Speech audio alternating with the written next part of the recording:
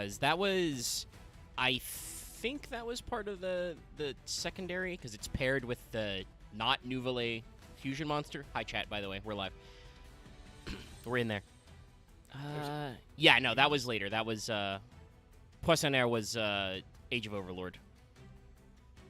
So they added the whole pendulum dimension to this deck later. Bizarre. You know, because, I should say, first of all, hi, chat. Welcome to Fail Portrayal. We're going to talk about Nouvelle, or how the OCG pronounces it, Nouberizu. Nouberizu. So definitely, they did not write in the way to pronounce it phonetically as the French way. It's definitely pronounced Nouvelles in the OCG. And that has a much ranker taste than I expected, but it's not terrible. I heard it say Nouvelle because it actually sounds like, I don't know, like... Well, it's literally named Nouvelle or Nouvelle is like literally that's the French word for new, so it is a style of cuisine, the new style. So it is, you know, like actually got etymology. And funnily enough, literally every language of this is just Nouvelle. Like it's Nouvelle in French, Italian, German, etc. Like there's no need to change it. It's like how in every anime, whenever there's like a martial arts style, they just tack on Shin to the beginning of it to make it sound cooler. Yeah. Neo, so like yeah. everybody understands the name here. But yeah, so this is a weird one because Wild Survivors is a very funny pack. Vesper, you were obviously on vacation, so you missed us talking about Transcendosaurus, which rapidly devolved into talking about dinosaur good stuff. And why you don't see Transcendosaurus monsters because none of them are better than Ultimate Conductor Tyranno. Yeah, because like I remember like the Transcendosaurs, like there's not that many of them to begin with, right? There's like 6. And like most of them are in the extra deck. It's basically what the deck is actually trying to do is to give Dinosaur.deck a like generic ED engine to put in, because that is something I will say that I think that a lot of classical like Conductor Tyranno turbo decks don't have is a strong extra deck. Unfortunately, Dinamorphia, were they right before or right after this? Oh, let's see. Let me see. Like they're around the same time, and like you can basically like as we've seen in some other series. Dinamorphia debuted in Battle of Chaos, that was released in English, we'll say, in 2022. So Wild Survivors was in January 2022, I should say. Wild Survivors was released, June 23. So you're about a year and some change after Dinamorphia dropped. Which, again, all those are fairly generic, fusion monsters. You don't even have to play the trap engine for the most part. I mean, like you can even use like the same evolution pills for Dinamorphia that you could for Transcendosaurus if you really wanted to. But yeah, like the Transcendosaurs were like a neat concept of giving them like a generic dinosaur extra deck engine, but it's a 12 fusion, a 12 synchro, a 6 XCs, and what, a Link 4 or something? Link 3. Yeah. But he's got weird arrows. He's like T-shaped forward. Like and Exoraptor wasn't part of the initial wave even. Go ahead, X. It's just stuff you add. It's not really anything like inspires itself. Yeah, it's very weird for an archetype to come out in a deck build pack because you do not build a deck out of Transcendosauruses. Yeah, you just tack it on to the rest of your Dino good stuff. It's an additional package. Baby. I guess they decided to print the package so that they could reprint Da Baby, Putzi Pteranodon, etc. Because all those cards were in the pack too.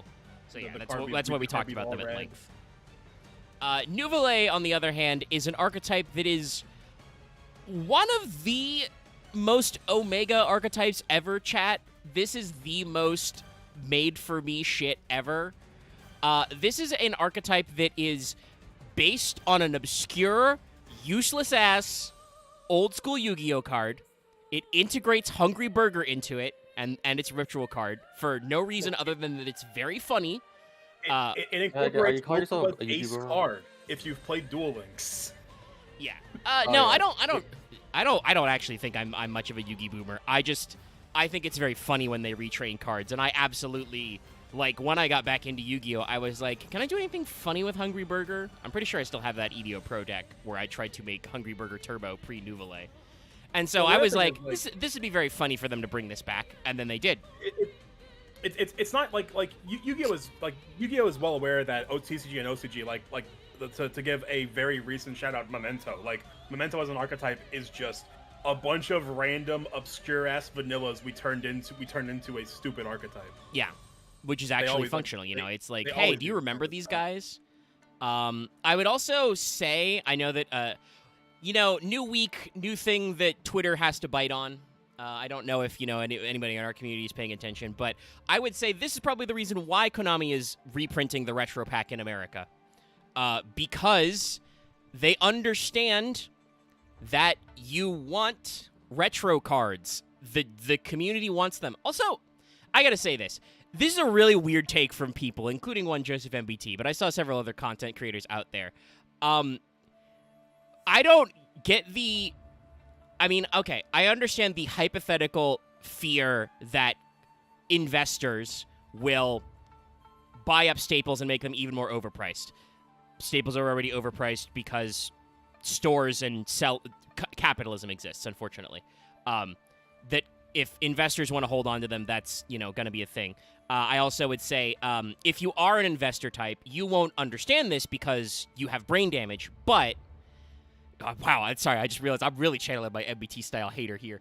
You're the biggest hater. the diction was right out of that, right out of a classic MBT clip. But you should not invest in flavor of the month staples because they will be worthless in a year or two. SP Little Knight is really expensive now. You're going to lose money because she's going to get reprinted like 4 times, or she's going to be limited or banned, so your price will go away because nobody will care. Trying to invest in competitive Yu-Gi-Oh! Does not work. Konami literally attacks this market. Look, the only way you can legitimately make money off of Yu-Gi-Oh!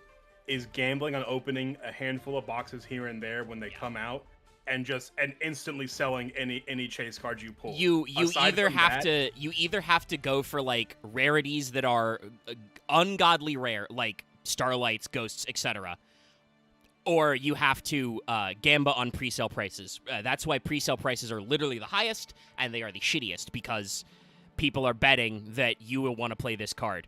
And in 6 to 12 months, the price will be cratered. It always does this. So, like, I don't get this fear that, like, investors are going to try and fuck up Yu-Gi-Oh! Because it won't work. Yeah, like, the one, like, the big thing that happened with me one time when I, like back when I was playing physical Yu-Gi-Oh! I bought a box of Cross Souls, pulled an Ash, made my money back on the entire box, and I'm like, that was fun. Like, that was neat. I pulled an Ash, sold it for like I lost $10, but I got a rest of a box of cards. Yeah, because I pulled one Ash. I'm like, hell yeah. I wish I could do that every time. I've only done that once, but I got a collector's rare Skullmeister in a pack once. I think it was the Live Twin deck build set. That basically, I think I sold that for like $60 or $70 because it was a collector's rare, so it like basically paid off the MSRP of the box I bought it from. We broke even. I do have a Starlight Ecclesia I could sell, probably still for like $500 for at least 3 digits. I don't really want to, though, because she's my only Starlight rare, and she's very pretty. But, there is some return on investment, but I don't think investors will go for meta staples because that market moves too fast. But also, again, saying that, like, because I understand the form of brain damage that investors have, the Retro Pack reprint doesn't actually change it because the original Retro Pack cards that are rare are still going to be old. Yes, Konami said they're going to print cards that are pre-errata, and they're going to print them in the quote-unquote old-style printing. This is a huge guess if they will actually pull this off, by the way. If they'll actually do it. But also, guess what? Because of the way copyright works, the cards will still have different text. You will be able to tell what a reprint Retro Pack card is. It will have a different copyright date, and it'll be like, Studio dice and stuff on it, it will not look exactly the same, and you will be able to verify if it is a classical, rare retro pack or not. I gotta be honest, I genuinely don't think that Konami thinks about investors in this way at all. I assume that Konami's brain process is they see people on TCG Player buying those European-only prints of the Retro Pack, which, if you don't know, the Retro Pack was printed in the EU basically to contain a lot of Yu-Gi-Oh's best staples, kind of like Dark Beginnings packs, because for a long while, several of the first sets were only printed in North America in the TCG, so, catch up European distribution, they reprinted a lot of core cards and a bunch of different rarities, so that you could access anime classics like Dark Magician and Summon Skull, but also actual, good shit cards.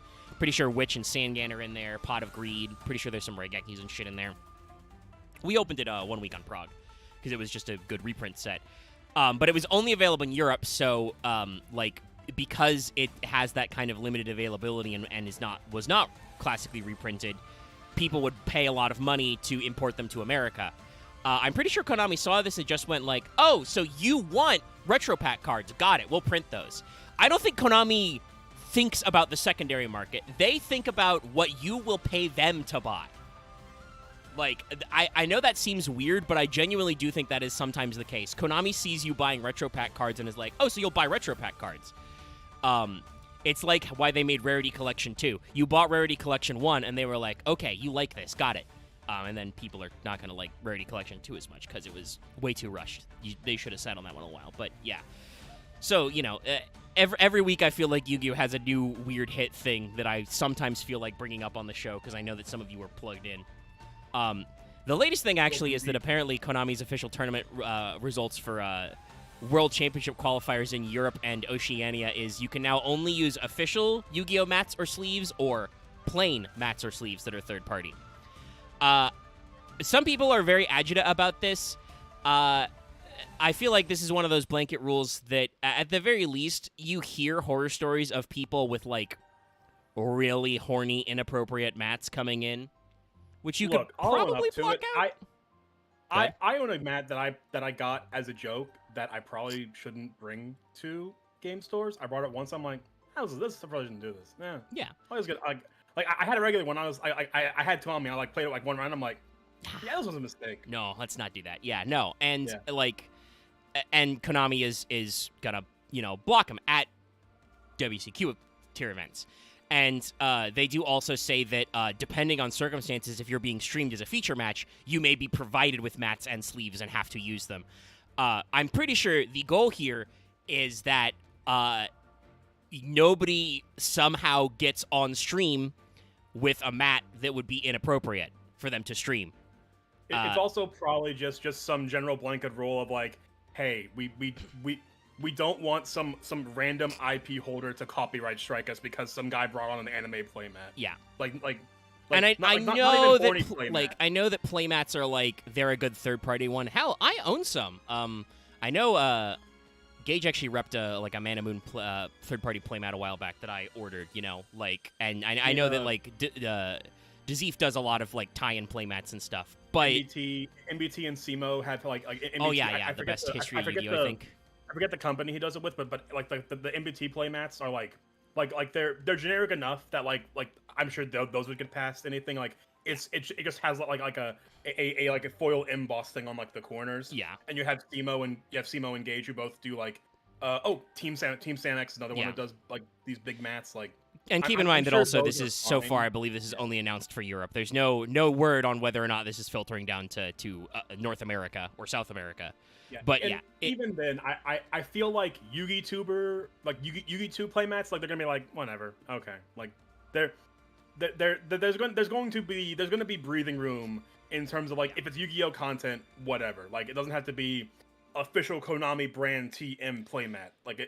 They said that it's official mats or whatever they call plain mats, plain colored mats. So we'll see how strictly they enforce the rules. But this is one of those things that's this is basically the same rule as them calling out that hey, misgendering somebody is an unsportsmanlike conduct. Being smelly is unsportsmanlike. Yeah. Also, please shower. Yeah, no, like there are a lot of stereotypes about Yu-Gi-Oh! That it feels like Konami is attempting to physically attack lately. Yeah, what's up, Axe? We're gonna talk about burgers now. So, I walked away as you guys were talking to get some water to drink, and it's like, okay, I can't actually drink. I was gonna cook us like some noodles, and it's like, oh, okay, I can't drink water right now, so I guess I won't do any of that. And I just came back and I cleaned my air fryer because you guys kept going for like a bit. Yeah, we're about 15 minutes in. It's okay. Listen, Vesper's been gone that's clean. That's mostly clean now. I can't get the grease burns out, but it's fine. You'll live. But like I got everything out now, so. All right, so let's start with the fundament of this archetype. And I should say the other reason why I think this is the most me archetype of all time is because this is kit bashing food with goetic demons. Everybody's favorite occultism. But first, we need to talk about the man, the myth, the legend. And that's right, I do say this is a man because Hungry Burger is a warrior. A warrior. The Burger Warrior. He is here. Yeah. Look at him. I mean, that's kind of how that works, so not really.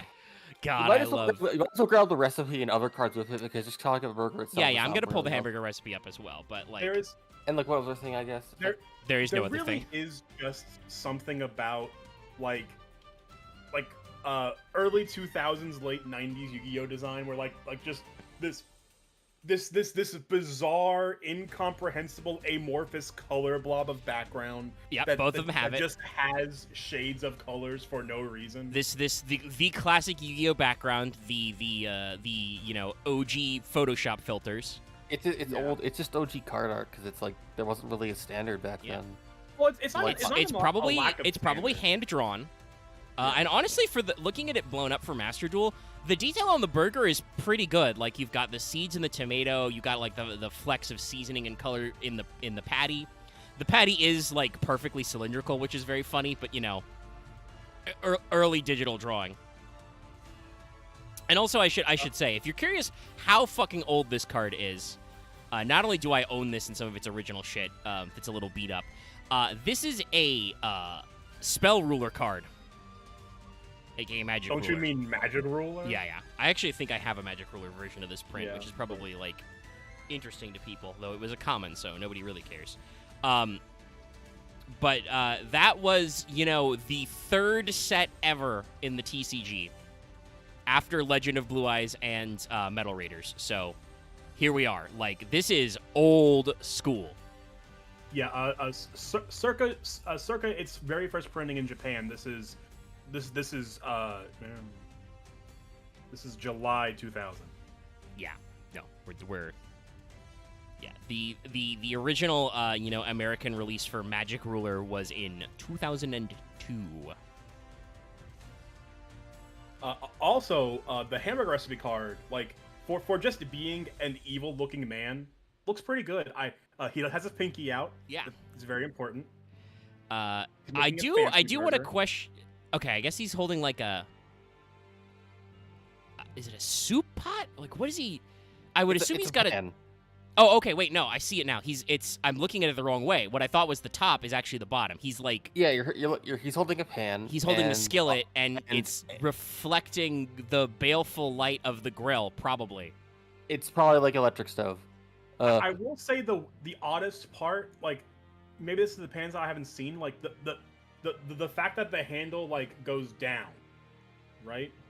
That's bizarre, right? I think the perspective is a little weird. Yes, I can trace the order of what it was drawn for the way the depth is organized.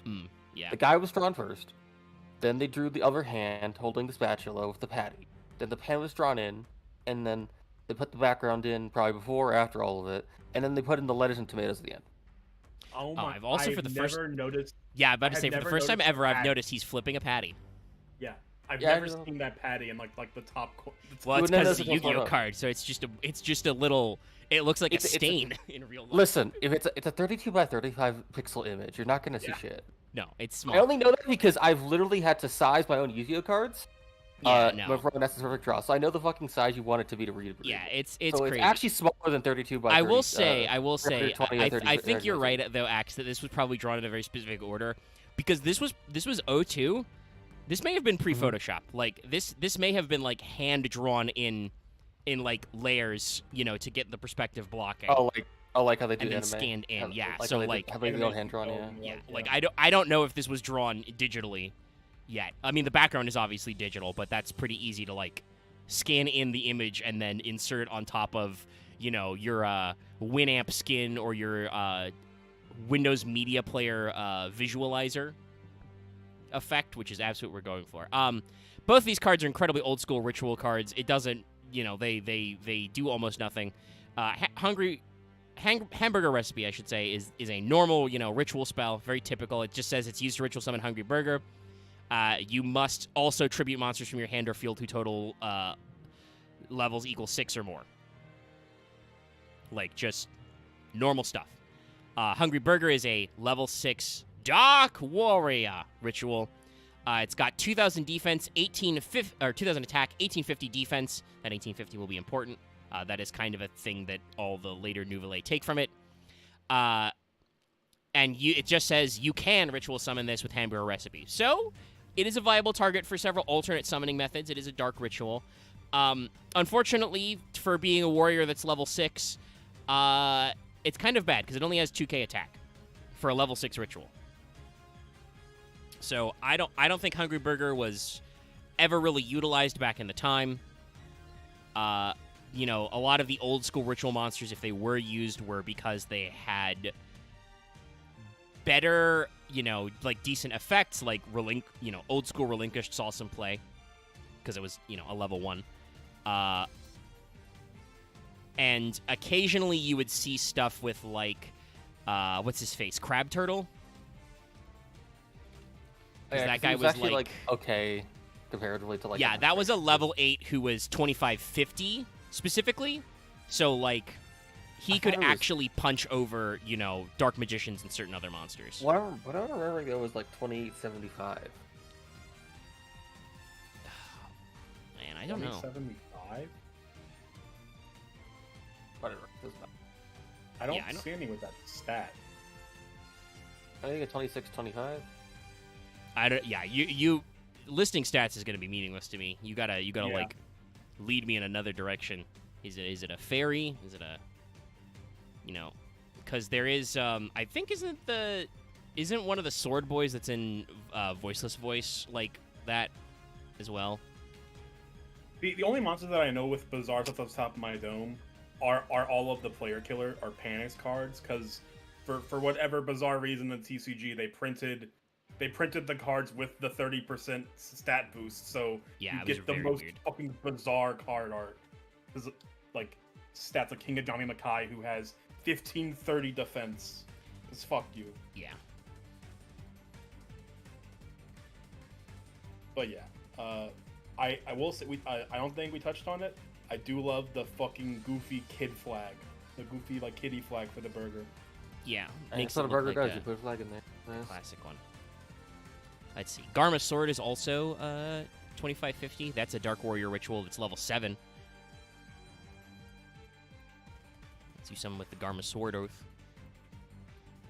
So there were a few weird ritual guys back in the day.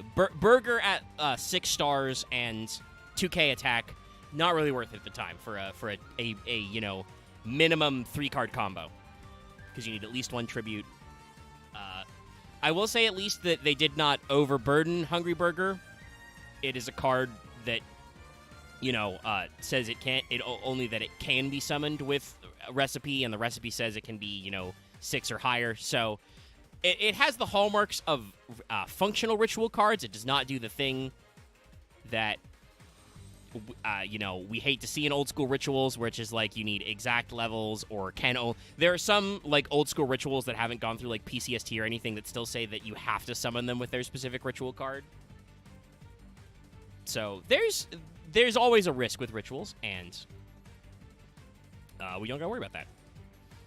So like literally 20 years pass, and Konami decides it's time to bring back the burger. So I'll probably pull these guys up in their classy ascending order. So I mentioned before, so each one of these guys is going to be named with a name that combines a goetic demon and a classical food dish. For instance, behold, this is Bouillabaisse de Nouvelet, which is a combination of Bouer, the classic goetic demon. Bouer, by the way, is the lion-faced guy with the wheel of legs, which is probably why this little guy has extra hands. Sassy hands. And then a bouillabaisse is a traditional French stew. So yeah, that's bouillabaisse. Yeah, and as many of our viewers obviously play some FGO from the crossover, the Arms Algetia is not at all unfamiliar to most of us. Yeah. At least some of it is. Like, there's at least a few that don't cover almost all of it. I mean, there's 72 demons in the actual Ars Goetia. Most people don't remember all of them. Not yeah, like SFT only has like 50 of them in there. A lot of them are technically name checked in Solomon, but good luck remembering that was like 4 years They're like ago. They're like mentions at most. Yeah, it like they usually mention like 5 or 6 of them at a time, but yeah, there's a lot of demons. So art-wise, this is pretty good. I mean, there's still some interesting stuff here because there's like, you know, the purple smoke and the steam rising. So I guess our idea here is that this soup is so good that Satan comes out of it. Well, I do believe in the counter trap.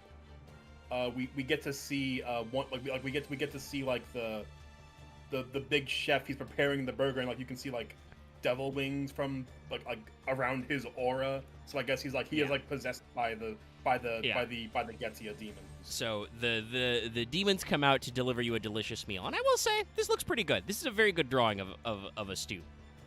We got a smug little creature. He's almost doing the like the eyeball thing. Yeah. If his hand was long enough. This is definitely some sort of dubious creature.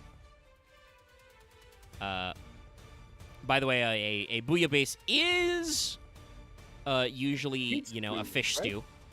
Fish stew. Yeah.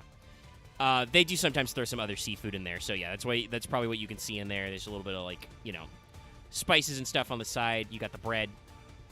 Is it a Cajun food, or is it just French? It's originally French. I'm sure there's Cajun, variants of it. I definitely I definitely recall going to a Cajun / NOLA restaurant, and like bouillabaisse is like one of their big meals. Yeah, the bouillabaisse is a like very classic, very traditional solid French stew. So like it's originally from Marseille, but there's so many different variations you can go from, because it's just, hey, we found this weird fish in the sea. What do we do with it? Boil it. Yeah, like I've opened up the bouillabaisse Wikipedia. Yeah. Here's just a list of all the random seafood they call out: bream, turbot, monkfish, mullet, European hawk, sea urchins, mussels, velvet crab, spider crab, octopus, langoustine, which is little baby lobster. Prawn? Yeah. It's shrimp lobster. Like it's some kind of like bizarre bastard child of a shrimp and lobster. Yeah, the classic type, I believe, involves what they call like scorpion fish, which are like really ugly, bony fish. Yeah, it lists scorpion fish, sea robin, and European. I forget if it's conger or conjure. I think it's conjure. We're American. We can say conjure. Yeah. But yeah, no, like, and then also, by the way, you throw a shitload of vegetables and spices in there. Serve it with a sauce, the roulier, on the side, which you can see the little cup in this. So like, yeah, I mean, if you wanted to summon some fourth form of sea demon from your stew, just throw in whatever the fuck you got in the pot. Probably works. Love the color gradient on this, by the way. I don't think I said that before, but like, very good use of colors with like the purpley pink smoke, the red embers, and then also Bouillabaisse himself has kind of like greenish highlights in the horns and wings.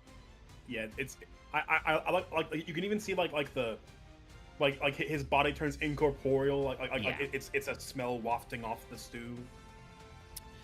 So, Bueria Base is a Dark Beast Warrior ritual. Level 1, 400 attack, 1850 defense. I believe all of the Nouvelle have 1850 defense because, of course, Hungry Burger does.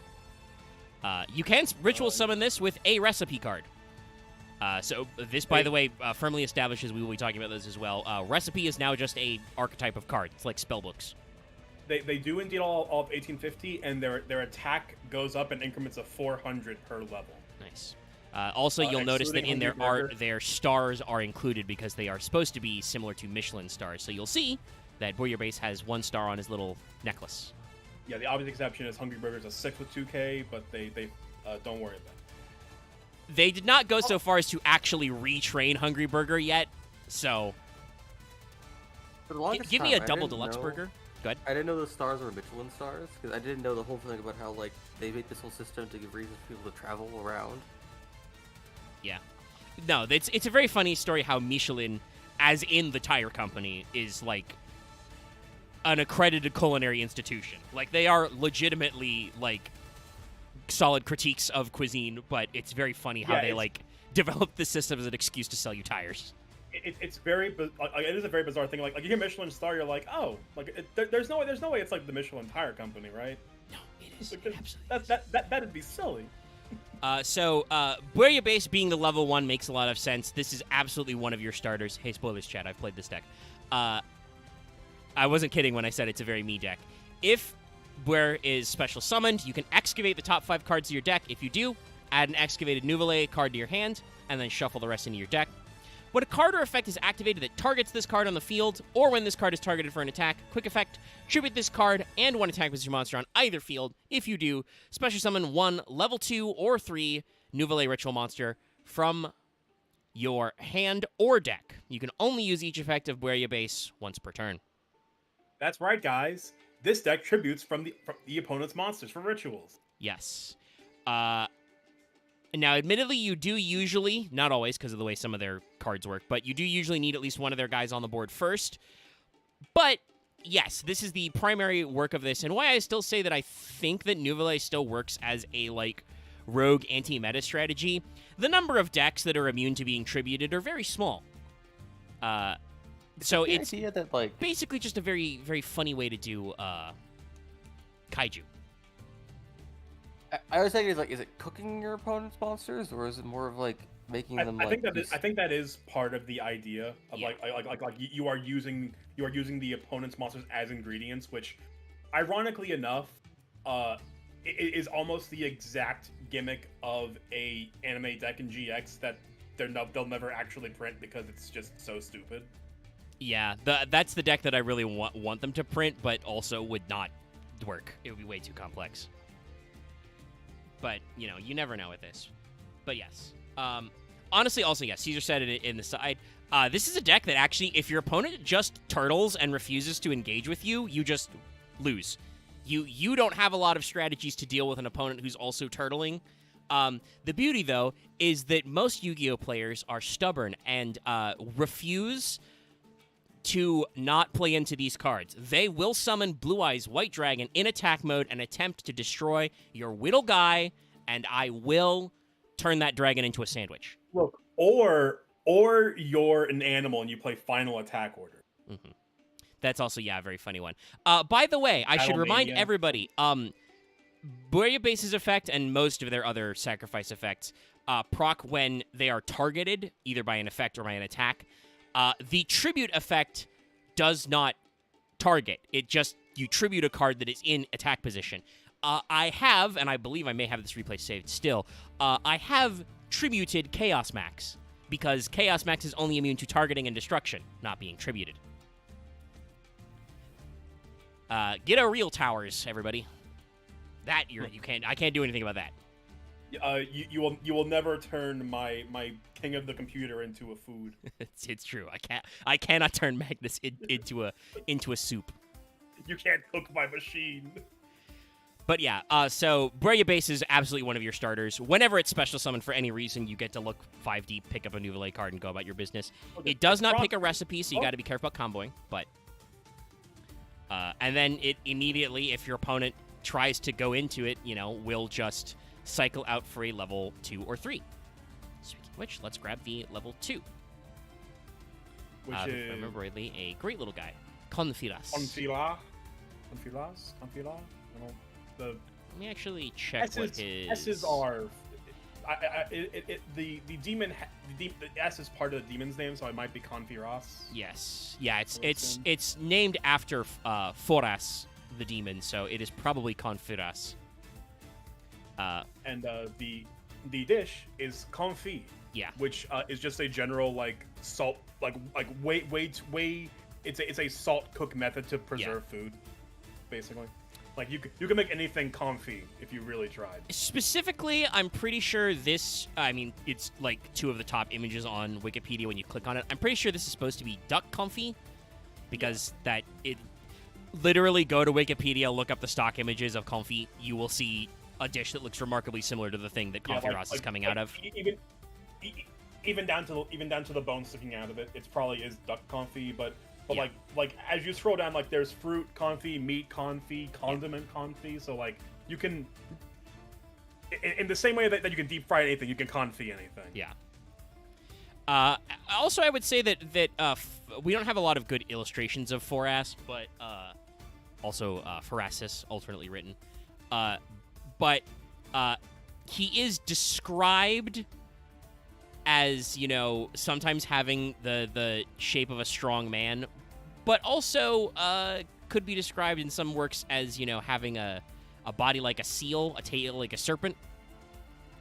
He can give the understanding to men how they may know the virtues of all herbs and precious stone.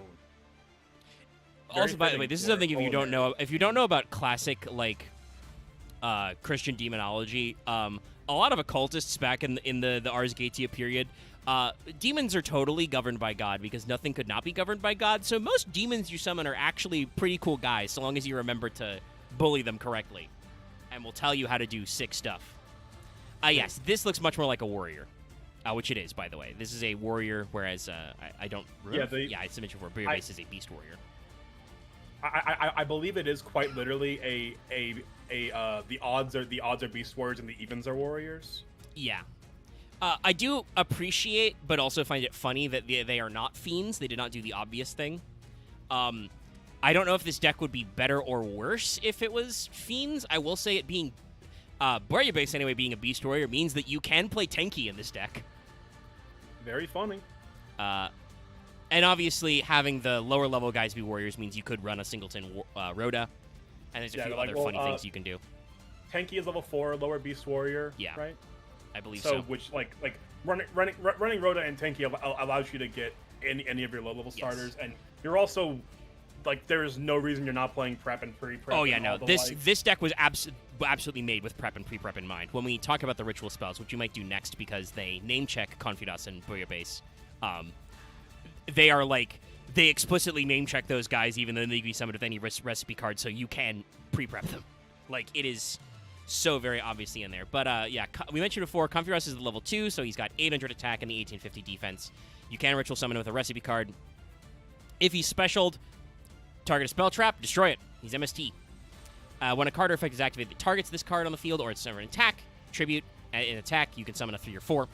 You can use each effect once per turn. By the way, also, I don't know if I was clear about that when I said that before, but it says you can summon a 3 or 4 from hand or deck. So this is a deck that is incredibly efficient at its resource loop. You've already seen it. Their level 1 starter, starter ritual summon is dig 5, add a Nouvelle, shuffle the rest back. Confiras here is a pop, which means he's a great interruption to be summoned off of a Nouvelle effect. Also, I've just noticed looking him up close, he's got little like parsley sprigs for his eyebrows. That's adorable. It's a very cute little touch. I like that he's it's his little ascot. It's little cute little ascot tied off. He's got I'm not sure what is on his back. I think it's a soup pot. That probably makes sense. Or maybe it's the sauce, because it's the same color as what's on the confit, so he's got a little saucepan. He's got a little sauce bowl on his back, and he's just got a little fork. Yep. And he's got his 2 stars, obviously, with his little apron. Does he need the apron? I don't know, but he's got it. Look, he needs the apron so he doesn't pour the boiling hot sauce all over his body. Yeah. So yeah, there's like so much fun stuff here with this, and yeah, the decks work out very well as just a very tight resource loop that is like, if you try to get rid of these guys, and you don't have, that's another thing I will say. This is unfortunately, like many decks, a deck that absolutely just folds to Raigeki and Lightning Storm. You usually do want to go first. Though obviously the fact that it is a quick effect for them to use their effect when targeted, like if your opponent tries to use like targeted removal going when you're going second on you, it's entirely possible that they will have boards. It's just that you don't always have a good hand to chew through negates.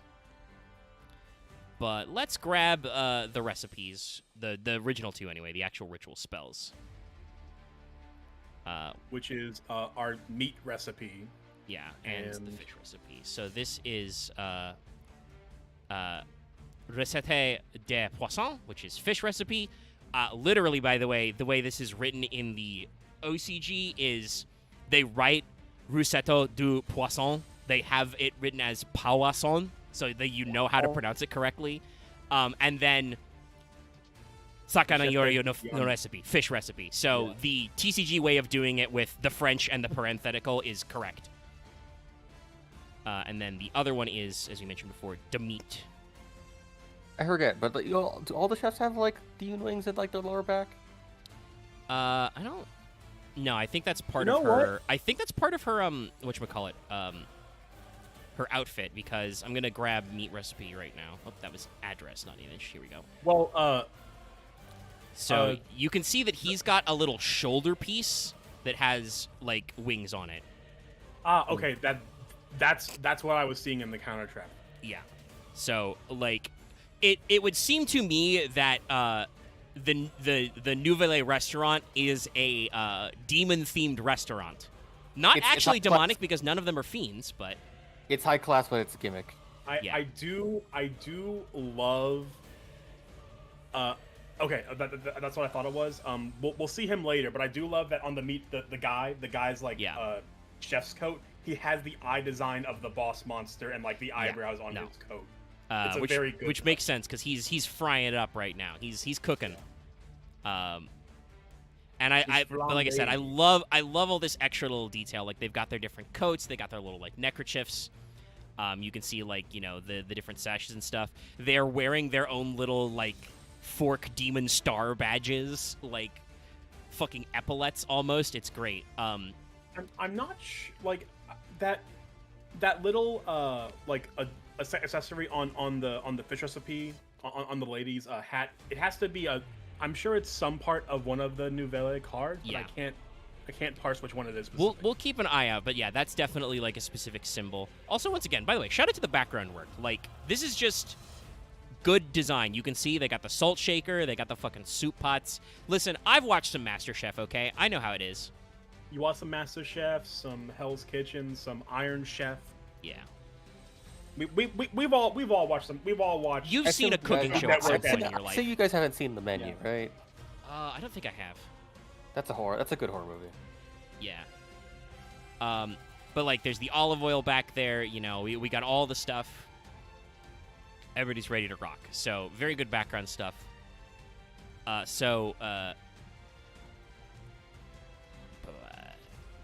Scroll back a little to get to Poisson fish recipe. So, strictly speaking, these are generic, but they do actually name check specific monsters, so they are pre-prep searchable and they get extra effects. Fish recipe says this card can be used to ritual summon any Nouvelle ritual monster. You must tribute monsters from your hand or field whose levels equal or exceed. Thank you. For the ritual summon. And then if you ritual summon where you base, you apply the additional effect, which is add a recipe ritual spell from your deck or graveyard to your hand, except fish recipe. So if you summon Beware with fish, you instantly grab meat recipe. You can also grab hamburger recipe if you need it. You do usually play like one as a garnet because it's like searchable and recyclable as a target. Yeah. I do have CA. Get it right. Yeah, we have Patissier in the list. Also, by the way, I don't want to call her Fish Lady, but is there a specific term for the? I guess actually it would be her monster title because she is Poissonnière de Nouvelet. She is the fish chef. But she's a card later. And so far, Johnny Burger, is not. Konami, it is please. Interesting. I've just noticed her typing. Yeah, no, there's some. We're doing some stuff. There's some very interesting things going on. We'll talk about her later. I think we mentioned this right at the start of the show, but they added a pendulum engine into this deck, which is very weird. But yeah, so there's quite a lot going on there. But meat recipe is mostly the same as fish.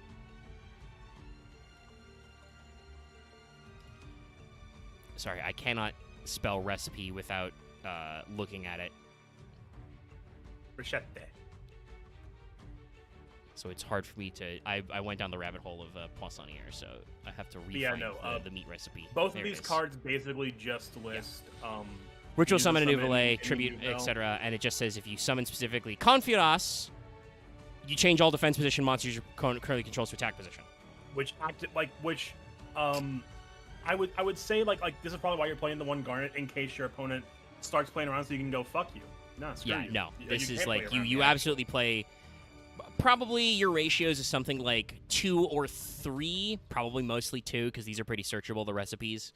So you always have what you need, and you maybe want to keep one hamburger recipe in your back pocket just so that you have a search. I would say like 3-1-1 or 3-2-1. Yeah. Depending on your preference. Like at worst case scenario, if you have the flex spot, like run a second copy of meat recipe in the side deck instead. Mm-hmm. And obviously, if you guys don't remember what pre-prep of the rights does, which is also oddly food themed, funnily enough, that says add a ritual spell from your deck to your hand and then add a ritual monster from your deck or graveyard whose name is on it. So naturally, this means that like you can instantly use pre-prep to set up a fish recipe play to basically go plus 0 off a ritual summon, because you're gonna sack a guy and lose a ritual spell, but then you're gonna immediately search a new ritual spell and you're going to probably find a Nouvelet card off the top 5. So you basically turn what is normally a very minus card advantage situation into an effective neutral, and that's kind of what this deck is really good. Like, Nouvelet is a crazy good resource grind deck. We'll talk about the field spell once we're through the monsters. But, like, they have a lot of really good tricks to just keep reloading cards. We never run out of food at this restaurant. Yeah, between prep, pre-prep, and fish recipe, you can really realistically you only need to run one meat recipe.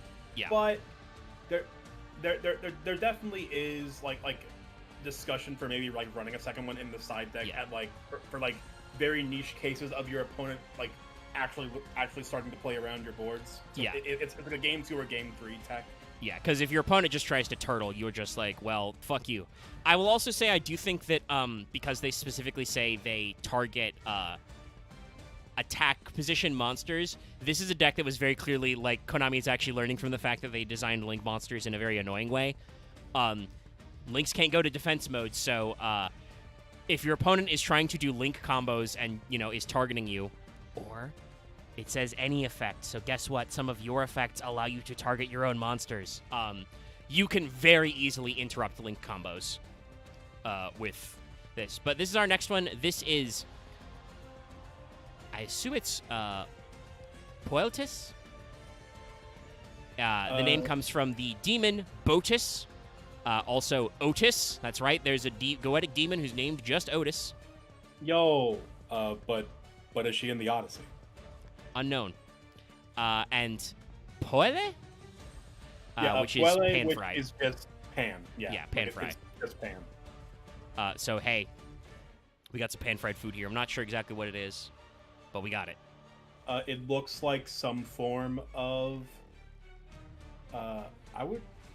glancing at it, I would assume, possibly a fish, because it is still the same as Beast Warrior part of the combos. Yeah. Also, funnily enough, the demon Botis is said to have viper-like features. You don't get a lot of that out of this, but it does look like she's got little fangs, maybe. Got an adorable little fang in there. But also we say that the demon wields a sword. So like that long spindly... Yeah, we have a giant chef knife looking thing. Yeah. Which has even got a little bit of the like damascened steel look, which, you know, is not at all required for kitchen knives, but is very marketable. I do love that she's got like 2 different ears or something. Yeah. She's got like pointed but otherwise normal ears, but then also has like horns and a little feather crest thing. It's a good composition. Also, I like the colors on this. You know, the white coat, kind of a purple stole. It's a lot of light tones mixed with a good little touch of like the deeper purple. Yeah. And like then you have the green. Like it all kind of flows in a nice little medley of color. So, you know, again, we're all dark. This one is Beast Warrior because they're level 3, 1200 attack. Obviously, you can ritual summon with a recipe card. If this card's special summoned, draw a card. When a card or effect is activated that targets any monster on the field, or when a monster is targeted for an attack, quick effect, tribute one Nouvelle you control and one attack position monster on either field. Special summon a 4 or 5. So, as you can see and was mentioned earlier in chat, as we go up in levels, their effects get less specific. So, Poultice is, first of all, just a draw 1 on summon. Great effect. Again, the deck is great at the resource loop in the grind game. And also then is just, whenever a card is activated that targets, you contribute any Nouvelle monster you control and an attack position monster on either field to summon out. So it really opens up your abilities to do plays if you can actually do the climb and get up to your 3s and 4s. And this is absolutely, you know, one of the ones you're probably running a few copies of just because you want to draw cards. If I were to say, I actually, Confudas is probably a card that, you know, you want to debate with yourself your ratios. Obviously for Master Duel, because you can't side deck, you might want to, like, hedge your bets at 2 or 3, because you never know when you are going to need that spell trap pop. But in paper, with the access to a side deck, I would honestly say you could probably play fewer copies of Confudas and then stick the rest inside it if you know you're going against a back row deck. Bueria Base is definitely a 3 of. Like, he is the start. You dig 5, and your field spell is a Nouvelle card. Like, that's so essential to get that started up. Poetis is probably, again, you know, probably a 2 of. We all like drawing cards. Our 4 is Foi Glacia de Nouvelles. One that is probably the most obvious on both ends. Yeah. He's named after Froagua, which is and Glacia Labolos, who, by the way, is a demon who is described as a dog with wings of a griffin.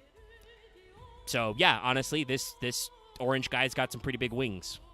Yeah, okay. Like he's not so much dog-like, but it's almost ironic that the one who is explicitly called as a dog is a warrior, not a beast warrior. But he's got a giant spoon. Or perhaps a regular-sized spoon. You know, it's hard to tell perspective. These guys are kind of like ghosting out of your dishes. But we got some foie gras with the caviar on top. You know, we're starting to get classier and classier, so it makes sense he's going up to 4 stars. I do love the color combo on this with, like, the darker reds, him having like orange skin and hair, and then the dark wings and accents. Very good color work. Thank you, Loth. Loth in chat. He got that dog in him. Got that dog in. But yeah, very, very good coloration. I like this.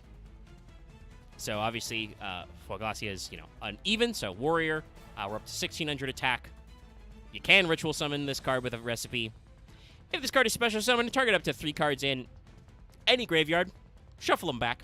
Put them back. And obviously has the same effect for when a card or effect is activated that targets or when a monster is targeted for an attack, you contribute to Special Summon a 5 or 6. You only use 1 effect of Foiglacia per turn. This is another one that's probably going to depend on your exact matchup, but honestly, getting cards out of the graveyard is perfectly fine. It says either graveyard, so you can use it offensively. This guy is very much like just a weird flex option in your deck, but there's no reason not to play the 1-up because you can climb up all the time with these guys. Yeah, and Konami designed this deck very smart. The primary thing that I think holds this deck back is that it really lacks the teeth of a main deck only deck. Your final boss is a negate, but in situational terms, and you really don't access your extra deck very much. Yes, you do have a fusion monster that's added later that supports this archetype, but it's very odd. So what?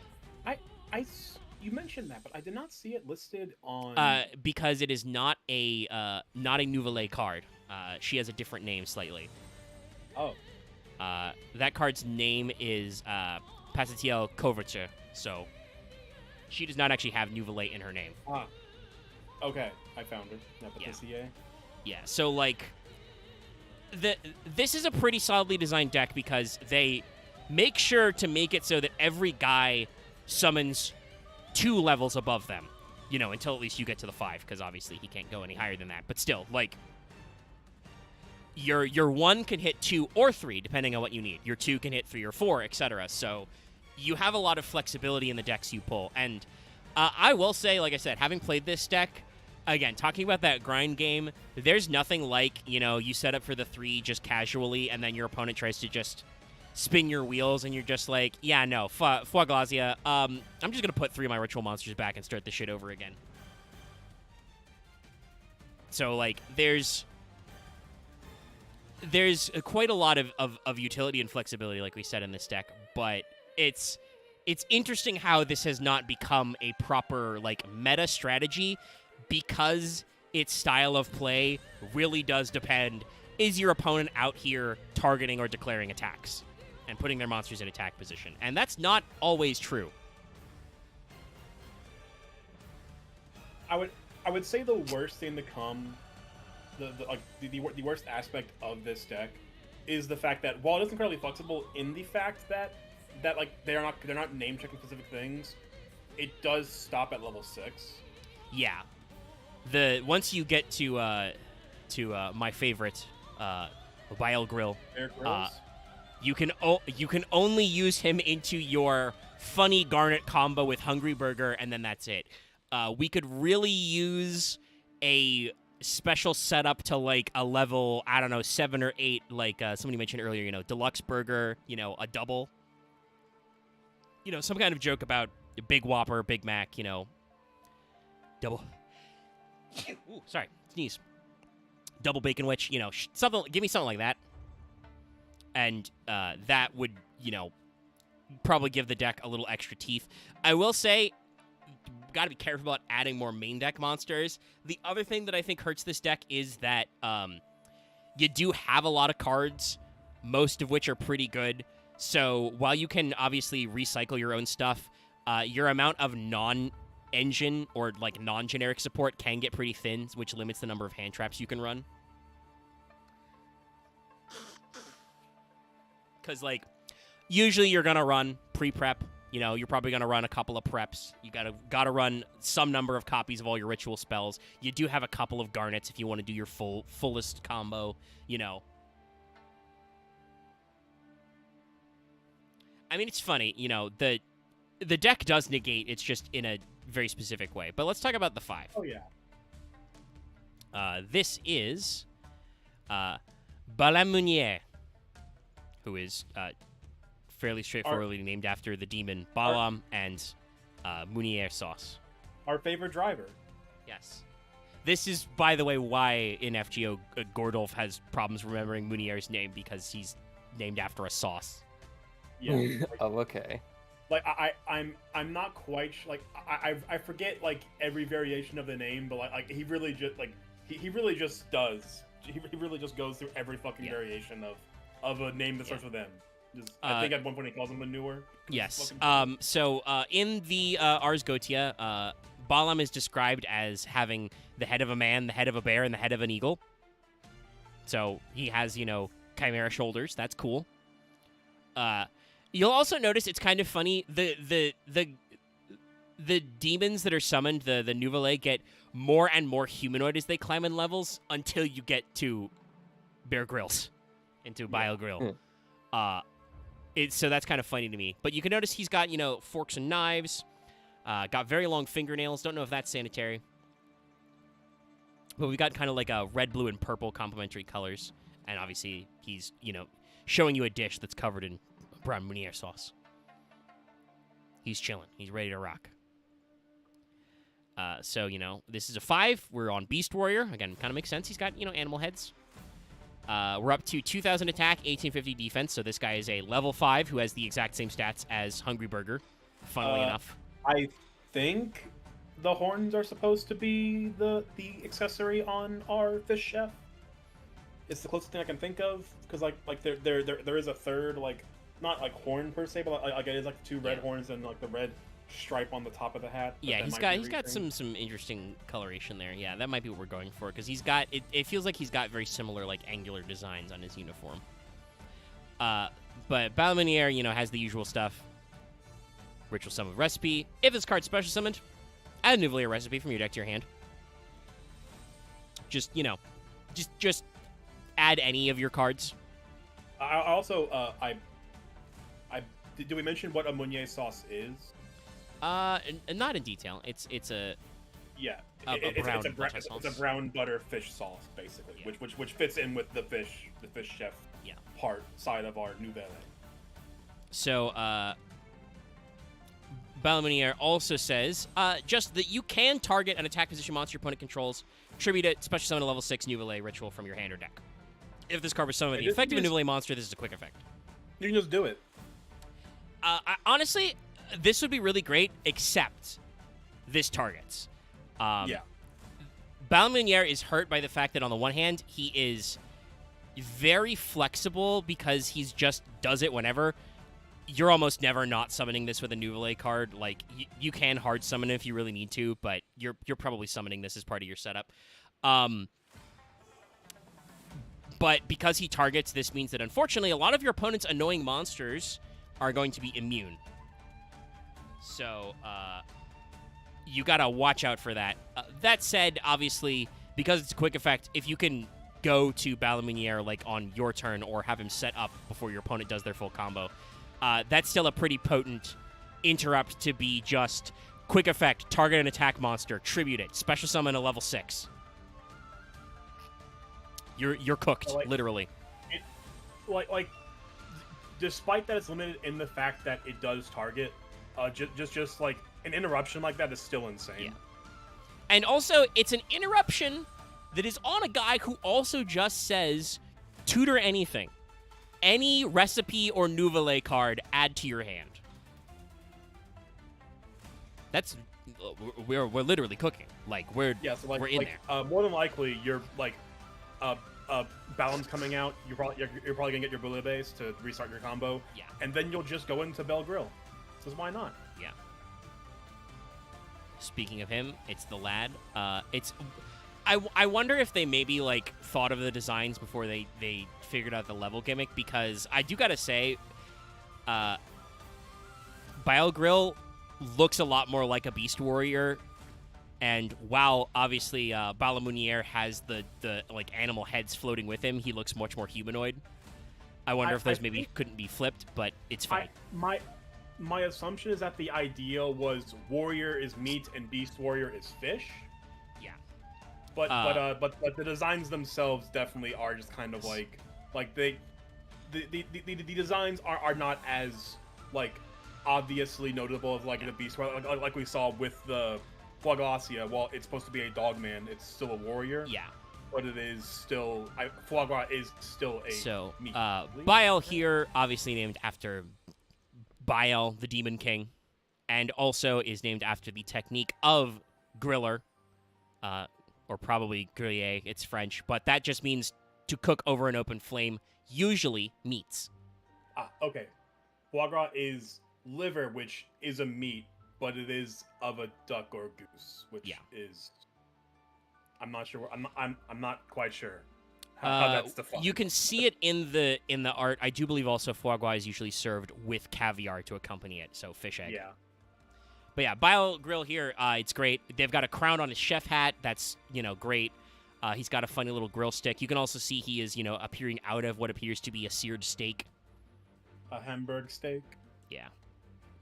With some potato next to him.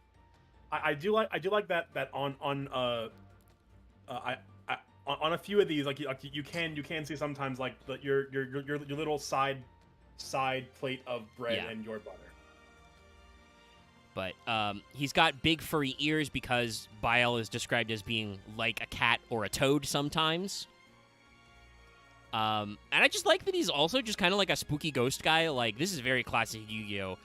Obviously, most of them don't have legs, but he's wearing like a really long robe. Or she, I don't fucking know, man. Bile is out here vibing with just like layers of extra clothing, and it looks like Bile would float around like a spooky ghost. Yeah, Bile definitely has some like Super Mario Boo vibes to him. Yeah. And you mentioned this earlier, but the design of the eyes, the 4 eyes, lines up with the way that the Meat Recipes guy's coat looks, which again makes sense because he's meat. So there's a lot of fun little carryover here that's really good. So good. I do love that his chef's head is almost like a papal crown. Yeah, because Bile is ranked as a king among demons, so they gave him some extra crown action. Also, probably why he's got the like very classic like royal like red scarf. You see in a lot of like art just floating there. It like the red sash, like the extra overcoat, the scepter, like everything about this guy, has a very royal design. Even down to that, he's purple. Like purple is a very royal color. He's like he's like 4 different shades of purple. I also like that I don't know if it was mentioned the scepter is like it seems like an oil fry pot. Yeah, he's ready to cook. Also, it ends in a little looks like a switchblade fork. Like it looks like it's on a joint, so he's ready to rock. I wonder if that's magnetized. So he can just pop it off and eat. But yeah, so Bile Grill is supposed to be kind of the end of your combo. He is a Dark Warrior level 6, so that means that he's at 24, 1850, which is unfortunately where this deck caps out. This is another slight problem they have, which is just if for some reason you are unable to start tributing guys, you cannot clear cards. Like the way that the monsters scale up in attack and we end at 6, there's not really a big monster in your deck baseline. Actually, hey Konami, I would love integrate Crab Turtle into this. Do like a lobster or a crab recipe as like a level 7 with like 28 attack. That'd be funny.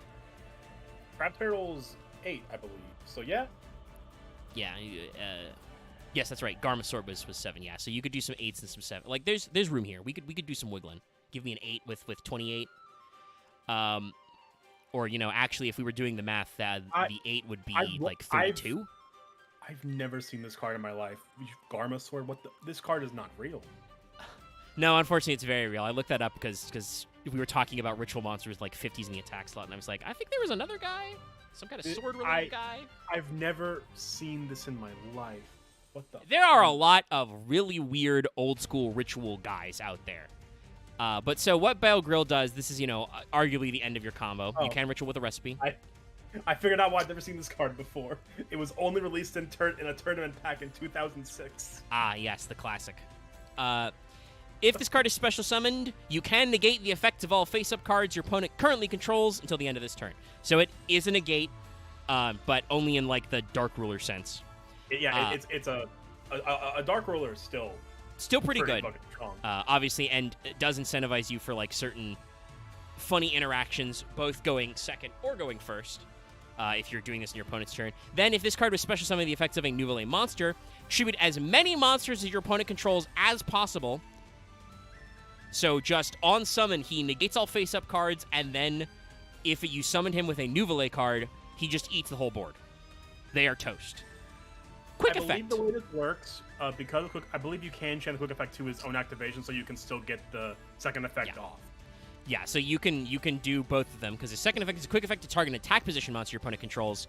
Tribute it if you do special summon a Hungry Burger from your hand or deck. You can only use each effect of Bale Grill once per turn. So yes, this is why you run a Hungry Burger as a one of Garnet, because it basically gives you another combo to go into yet another guy. And I'm pretty sure the Konami ideal here is that basically your opponent tries to play into your board, or going second, you go against them, and you basically break their board with Bale Grill, and then summon Hungry Burger and attack. The unfortunate problem is that 2K plus 24 does not end the game of Yu-Gi-Oh! Yeah, 2K plus 20. Yeah, 4,400 is not 8,000, unfortunately. And while you can use like Ritual Weapon on Hungry Burger, I think that's like target a ritual with 2K or less attack. 1,500 or something, is it not? Yeah. That's like a weird side combo that's going to be even harder to do now that you can't like do weird, like Isolde manipulate equip spell shit. Well, I mean, realistically, you could just play Hidden Armory in this deck because you're not normal summoning, right? That's true, actually. Yeah, no, there's a few options, but like it's hard to push. You may, it's right. Caesar's saying you may actually have your 5 on the board as well, so that's another 2K. That still means you're going to need to get some extra damage, which, again, can be hard, because a lot of your guys, they're going in 400 increments. Most of your guys are kind of, like, understated until we get to Bale Grill, who is not literally a Monarch, but roughly equivalent with them at 6. So, it's one of those cases where it works, but it does require your opponent to play into it a little, and you still got a little bit of wiggle room. The funniest part is that all 3 of those plus Ritual Weapon is still 100 shy of lethal exactly. Yeah, so it's that I think is fundamentally their main problem of the deck, no matter what, is just their attack stat hard caps at 24. As much as we've talked on this show that we do off and on about how traditional Yu-Gi-Oh! Thinking doesn't respect the battle phase, and that's probably incorrect, because you cannot win a game of Yu-Gi-Oh! Unless you deal damage or you force your opponent to quit. Nouvelle, unfortunately, lacks that critical ability to get in and swing for damage. Obviously, you can kind of like pinch pennies, and you can try and go for time. You are a grindy deck. You might sit back and relax. But it's the kind of thing where, like, the deck leaves a little bit of wiggle room to actually get in there and work. And unfortunately, you are pretty vulnerable to board breakers. I've mentioned this before. If you eat your opponent's whole board and like they don't have any more face-up cards left or something, you're very vulnerable to Lightning Storm. You can easily get got with a Raigeki, Like, it's unfortunately hard to just push through enough damage to end them in a single turn. And if you don't end them in a single turn, you can get beat up pretty hard if your opponent knows what you're doing. This is a deck that, unfortunately, gets a little weaker after the sideboarding process. After your opponent knows what you're on, they can play around it very easily. So, obviously, again, there's tricks you can do around this. You can play some more meat recipe to force everybody into attack mode. If you want to be really funny, final attack orders is hilarious in this deck. Oh God, yes, no, because this debuted in like a festival on Master Duel. I played some mirrors of Nouvelle. That sucks. This is one of those decks that playing the mirror is terrible because nobody wants to be in attack position. So neither of you get to do anything. Yeah, like 80%, like all your monsters aside, like until you get to your 5s and up, you're never putting these guys in attack mode. Yeah. So now let's talk about the thing that we did mention before, which was that for some reason they added a pendulum line to this deck. And they're a dark monster, but they are neither a warrior nor a beast warrior. Yes, so they're a pendulum card, so she's got the extended art, but this is, we mentioned her name earlier, this is Poissonnière de Nouvelet, which I'm going to double-check the trivia, but I'm going to guess means... Our fish chef. Oh, it's even funnier than that. God, It literally means fish wife, as in a fish seller. And she is holding a fish-shaped shortcake, which is apparently part of, like, this is the most French thing ever. So apparently the French have a holiday similar to April Fool's Day where you do a funny ha-ha. Their version of a funny ha-ha is you eat desserts that are shaped like fish. That is incredibly French. Can we kill April Fool's Day over here and eat fish-shaped pancakes instead? I would love that. I can't believe the French invented taiyaki. I know. They probably did, actually. Japan really does love... like some European stuff. But yeah, go ahead, Axe. I mean, France is also like the first ever. Like, it's also one of the biggest otaku countries. It's true. They also love Japan. But yeah, I find the fact that it literally translates to fish wife very funny because you could not tell this from her extended card art, but Poissonnière is showing a lot of leg. Yeah, I like that was my instant reaction when I saw this. I'm like, she's got legs for days. Also, I did not realize that her coat, splits that way. She is wearing bike shorts under there, it looks like, though. I've looked it up. Completely off topic. Taiyaki was apparently just one guy. Like, one guy decided, man, this sweet cake I'm making, just like this red bean cake I'm not making, it's not selling. What if I make it look like a fish? Oh, I love stories like that. He's like, shit, I need a gimmick. What do I do? Yeah. But so, it's already popular snack by wrapping bean paste in flour skin. Nice. The founder of the store, Naniwaya Shonoten, was selling his imagawayaki, which is what the original version is. So he just decided to make it in the shape of a red sea bream or a tide. Nice. And now taiyaki is now like a incredibly famous Japanese. But yeah, this is though this is a card that really does a lot for the deck. Obviously, like I said, art's very good. I love the little fish shortcake. Looks delicious. You can see that she's kind of got her like back wings at the back. But Poissonnière here is a level 1 dark fairy pendulum. This is important for a couple reasons. One, just for thematic reasons. Dark fairies are not unusual. That is usually straight up fallen angels. Like all the Dark Lords are dark fairies. Yeah. I think it's also meant to be that it's meant to be the opposing restaurant. Well, no, this is Poissonnière, so she works at the. Oh, sorry, my bad. Nouvelet. She is a Nouvelet. I guess it's meant to be it offsets what they make. Yeah, I that probably says a lot more about why they summon demons when they cook. That one of their chefs is a dark fairy, but also she's a level 1 fairy in a ritual archetype. Ba-ba-da, you can play diviner. You can play diviner and in turn play Herald of the Arclight in your extra deck. Yeah, no. So this is absolutely like the fairy choice here was. I believe it is thematic, but. Absolutely sets up for Diviner of the Herald as well, which is like really important because Diviner is herself a light fairy tuner, which by the way also gives you access to synchros if you want because your extra deck is just empty in this deck. But when Diviner is normal or special, you can send a fairy from your deck or extra deck, increase this monster's level by that level until the end of this turn, and then if it's tributed, you summon a level 2 or lower fairy from your hand or deck. So that just lets you put the Diviner package in your deck perfectly. Lines up great. So Poissonnière is a scale 8.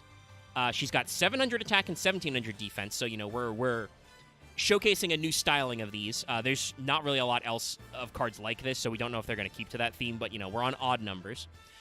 First of all, her pendulum effect is great. This is just a good card to have in your back row. If you control a ritual monster, target one monster on the field, special summon this card, then change that monster's battle position. You can use this effect once per turn. So, guess what? You can now, on your turn anyway, kickstart your combos, because you can target your own monsters to trigger their effects. This is great if you're going second. Also, by the way, this means she summons herself.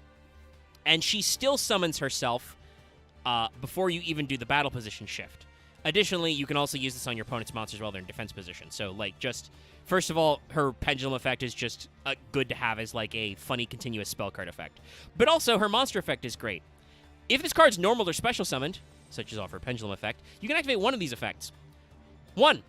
Add 1 level 1 ritual monster or 1 recipe card from your deck to your hand. Where ya base? 2. Banish any number of recipe cards from your graveyard. Special summon a Nouvelle monster from your hand whose level is equal to the number banished. You can only use this effect once per turn. If this card is tributed and added to your extra deck face up, put it in your pendulum zone. That effect is not hard once, by the way, which I have bamboozled a few people with. So you almost never use that second effect. It's cute to have an alternate way, but you're probably not actually going to get enough recipe cards in your graveyard to matter. The primary thing is that this card is also a starter for your starter.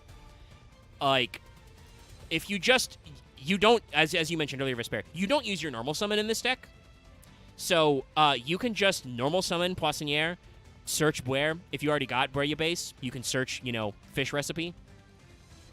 And just boop, boop, get in there. Also, yes, I agree with Caesar in chat. We need to make a meat recipe guy a low scale, just so we have 2 scales on the main deck. But, this is a great starter, because it's normal or special, which means if you already have cards on board, or God forbid you're going second, and your opponent has cards that you can change the battle position of, you can just summon her out for free, and then she resets herself to your pendulum zone, so you get to do it more. It's a really good card. It really helps the deck's consistency, and again, like it says, it lets you play that Diviner package in there, which is also another thing that really opens up the deck. The main question here is, number one, you got to think to yourself, gee, how the fuck am I going to get a low scale? Not that it matters, because you are mostly playing pendulum monsters anyway, but, getting extra guys on board is funny. But also, she does not really solve your attack problem. Though, obviously, her, defense stats are okay.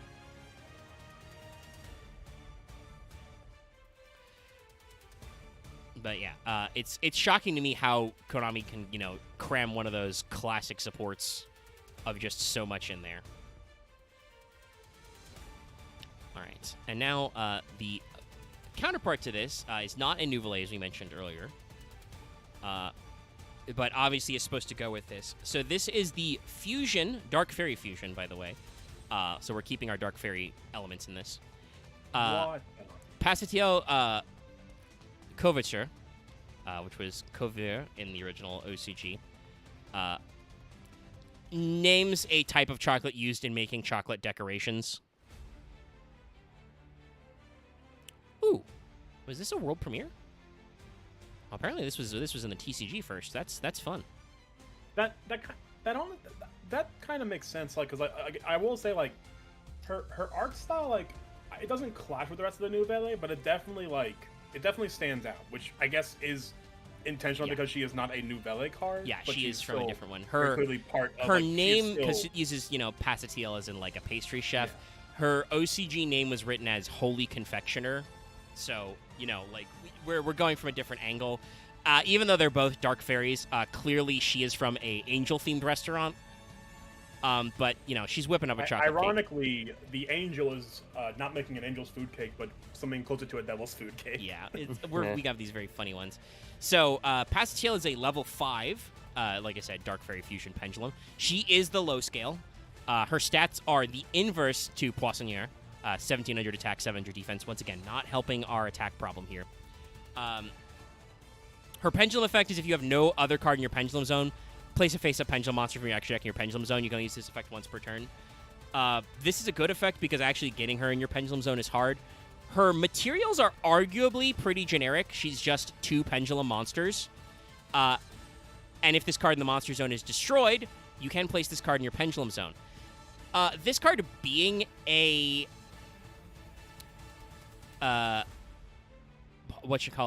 world premiere makes a lot of sense because Pasatiel is very cool, and we'll talk about the combo card, the spell card that really sets them up later because it's a good starter.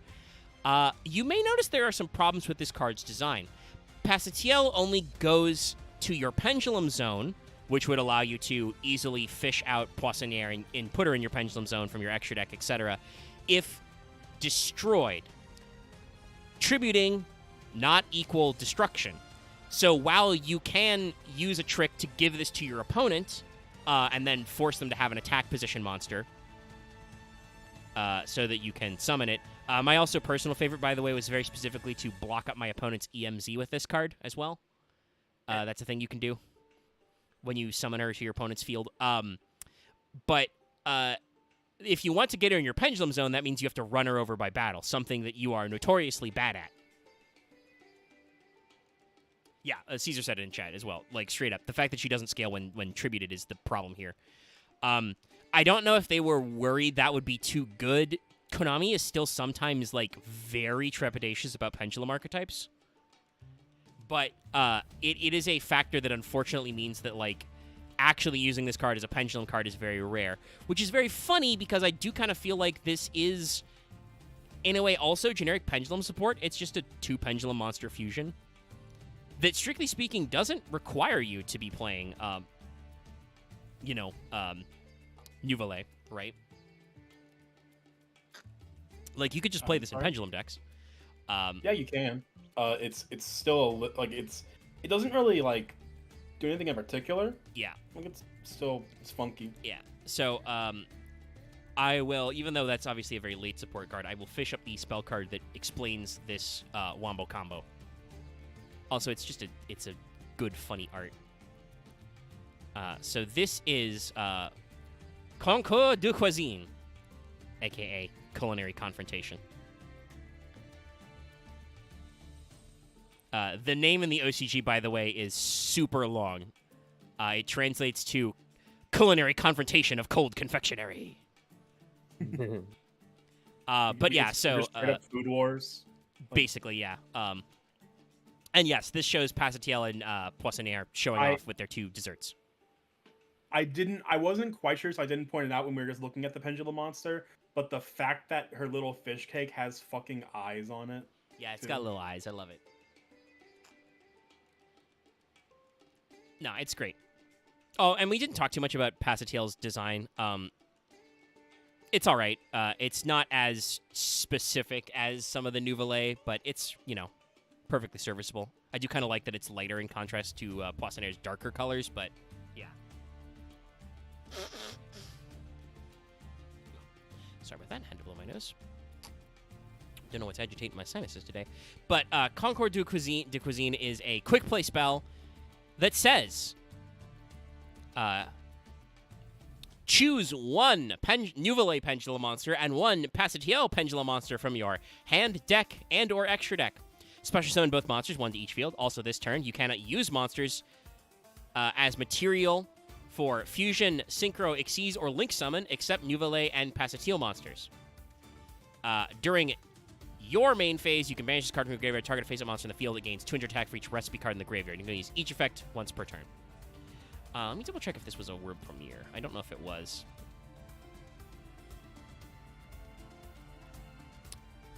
No, it was released in the original Age of Overlord in Japan, too. So, yeah, like, this sets up your combo. So, basically, it just means that on a quick play, you can always special summon your Poissonniere from anywhere, which, again, as we said, she's basically an extra starter because she gets you to Buer. So, that's pretty good. And it does force your opponent to have an attack mode monster for you to tribute, which is pretty good. But obviously, after that part, Pasatiel's not like a super great combo. It is funny. Yeah, this gives you a great turn 1 play because it lets you actually like do Buer, search, add, and then also immediately go into Pointe and like be ready to draw more cards and get ready to set up your stuff, which is good. So it's a good support card. It's just one of those things where like you can tell Konami's really trying with this funny like Pasatiel Wombo combo, and also it has an attack modulation effect.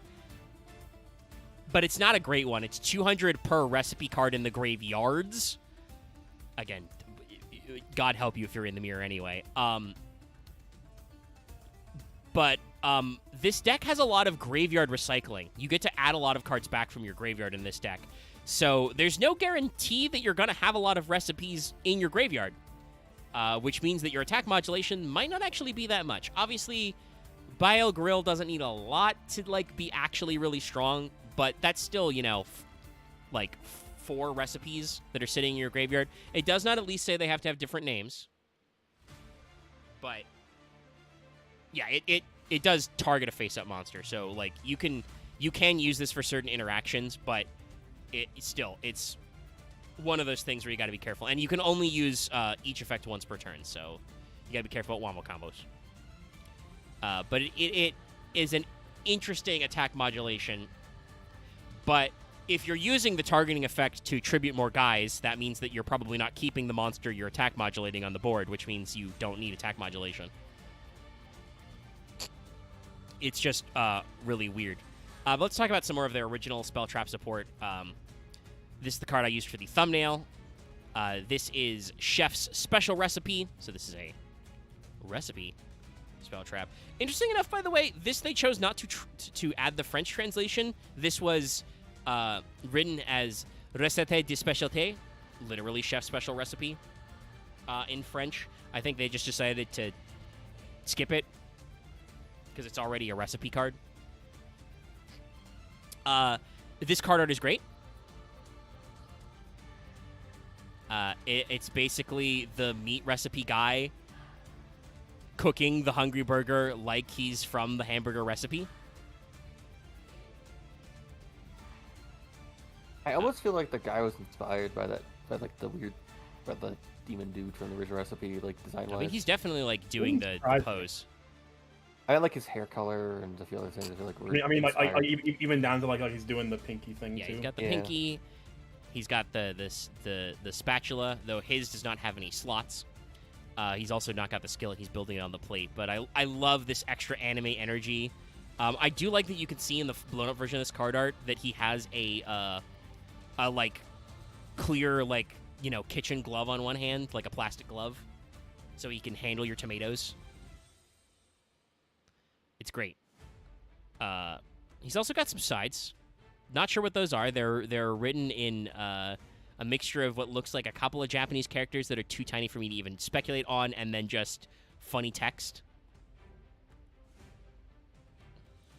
But he's throwing it all together. He's cooking. He's literally cooking.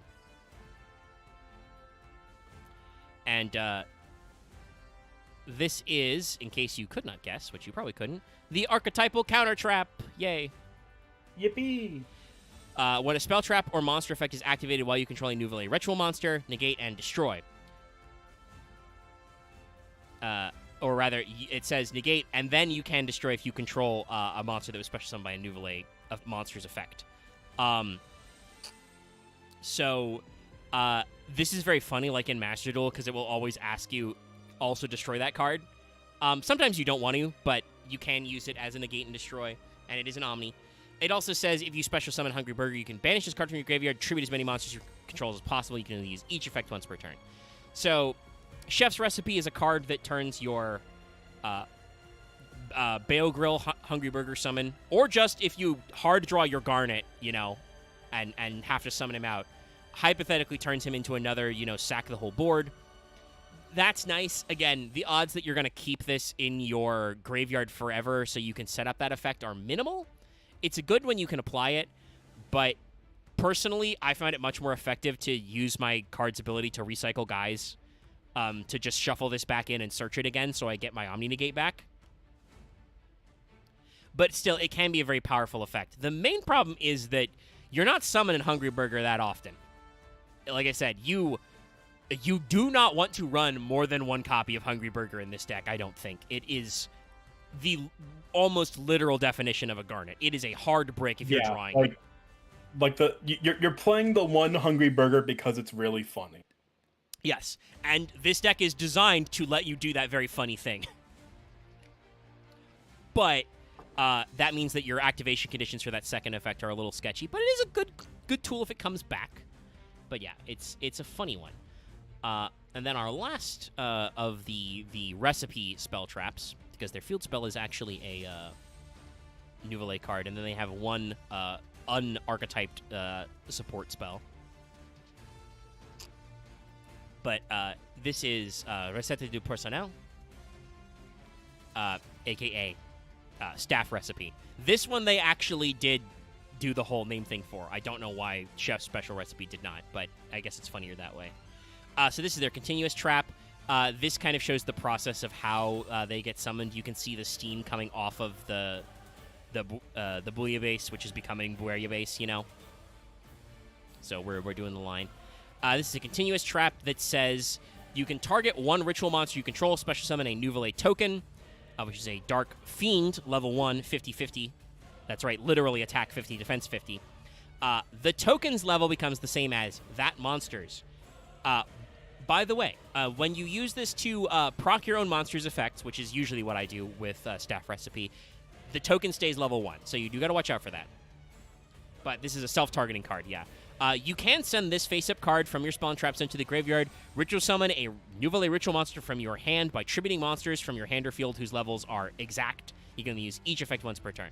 So, Recite is a great way to keep yourself going with card advantage, like because it summons tokens on the board that you can use to, like, you can use them as tribute fodder, obviously. You can also use them as blockers. It is a way to self-target your own monsters and enforce their attacks to be triggered, their effects to be triggered. If you want, you can summon the tokens in attack mode to make sure you have attack mode guys. And it is also, in a pinch, it is a recipe card. So while it is not a ritual card, it lets you ritual summon with a trap. So it is useful. And yes, you can, like I said, you can set an attack mode and use it with your 3s or 4s because that says, you know, tribute from and it's a Nouveau token, so it counts. Yeah, the token counts as a Nouveau monster for all your shenanigans, which is like the main thing. It's a little slow because it's a continuous trap, but it's searchable because it is a recipe card, and it's just a handy little thing to have. You probably want to play like 1 or 2, because like I said, it gives you an emergency ritual summon in a pinch, and also just the ability to self-target your own guy and also still get a token that you can use for other card effects is like decent. So. It's funny. Also, by the way, in Master Duel, the card art for a Nouveau token is just the image of this card, so there's no separate token art.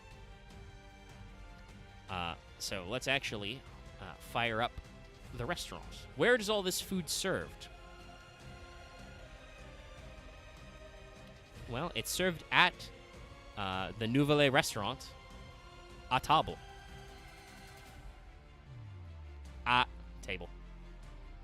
There it is. That's the restaurant, everybody. That's what it looks like. This restaurant has to be expensive as fuck because look at this placement.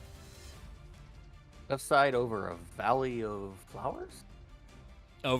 Overlooking the city valley with, like, majestic mountains in the back. And look at those big windows and balconies. Oh, baby. That's... You gotta pay a lot to eat here. But yes, this is their field spell that, this is one of those field spells, chat. If you don't know. It is, like, the most essential. And this is one of those funny cases where this was not legacy support. This is included in Wild Survivors right at the top. Konami knew. They're like, hey, you're gonna need a field spell. So they've armed you with this. Not a lot else to say about the art, so the effect is pretty simple. When this card's activated... Add a recipe from your deck or graveyard to hand. Any of them. Just, you know, whatever you need. Once per turn, you can place one ritual monster from your hand to the bottom of your deck, draw a card. Hey, guess what? If you hard drew Hungry Burger, put him back. Also, if you have extra copies or you have levels that don't work out, you can put back your guys and fish. This is a very important effect. Did you accidentally, you know, draw like too many bouillabaisse? It's great. And then, once per turn, during your end phase, target 2 cards in your graveyard, including a recipe card. This, by the way, is why I say you should play Hamburger Recipe as a one-of as well, because it works with search.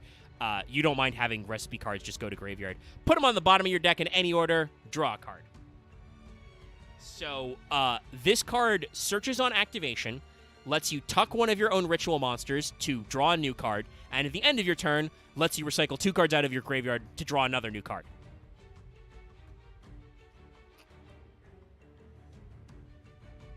Yes, you usually do not need to use the second effect, but there are going to be times where you're going to have, like, the wrong combo of ritual monsters in your hand, and you're going to be... Okay, I need to put them back. And remember, this is a Nouveau card, which means that if you find it off of Buer your base, you can add it. It's also a field spell, so you can add it that way.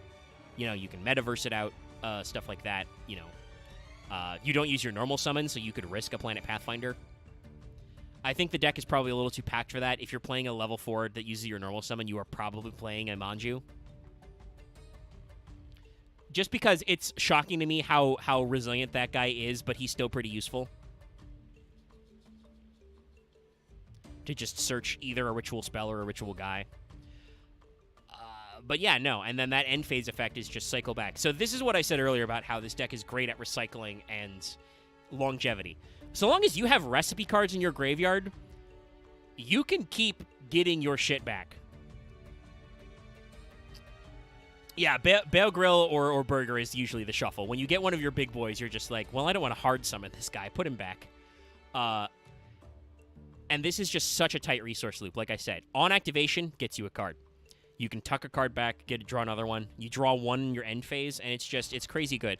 I think the only thing that, like, hurts it is probably, and it's still a great card that you're playing 3 of, but the fact that you draw in your end phase, while that does give you some extra, like, because you can summon from deck or hand, so that does still, like, not affect your ability to summon guys, the odds that you can, like, use whatever you summon are kind of minimal, because you don't necessarily have a lot of room for hand traps, but I'm pretty sure I was able to fit 3 Max 3 C3 Ash into my Master Duel version of this deck, so you can occasionally find a hand trap this way.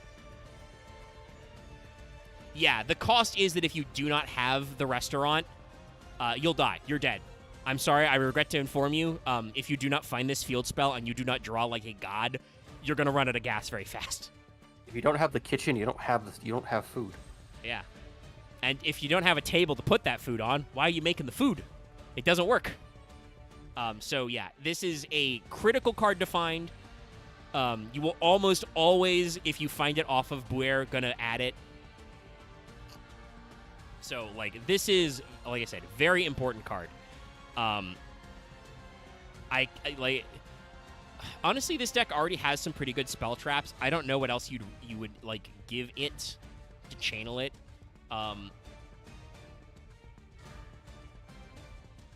I'm just realizing that, like, I don't know if it's because of the artist or what, but man, this archetype really likes Poissonnaire.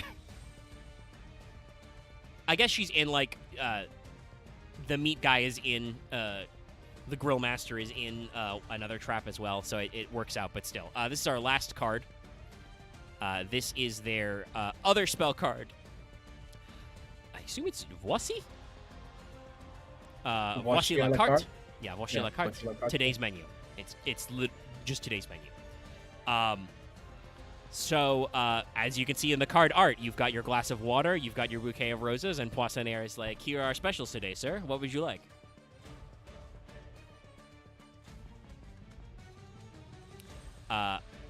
The card effect is very simple. Reveal 2 Nouveau monsters with different names from your deck. Your opponent chooses one of them to add to your hand. Shuffle the other to your deck. And then, based on the type of card you added, add one of the following cards from your deck or graveyard to your hand. If it was a Beast Warrior, add Fish Recipe. If it was a Warrior, add Meat Recipe. You can only activate today's menu once per turn. So this is another one of those cards that's just good, because it lets you, ideally, add a ritual monster, and also add the appropriate ritual spell. Usually you're using this to reveal Confiras and Bouillabaisse.